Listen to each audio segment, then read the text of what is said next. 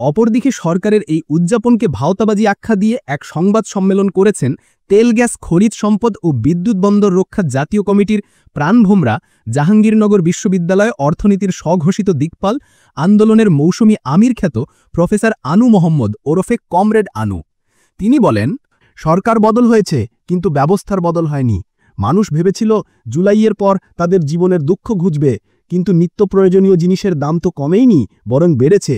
Digital নিরাপত্তা আইন পাল্টে অগাস্ট নিরাপত্তা আইন হয়েছে। এই পরিস্থিতিতে মানুষ যখন দেখছে যে সরকার তাদের মৌলিক সমস্যার সমাধান না করে হাজার কোটি টাকা খরচ করে উৎসব করছে, তখন তারা তো এমন প্রতিক্রিয়া দেখাবেই। জুলাই ঈদ কোনো গালি নয়, এটি একটি প্রতীকী প্রতিবাদ।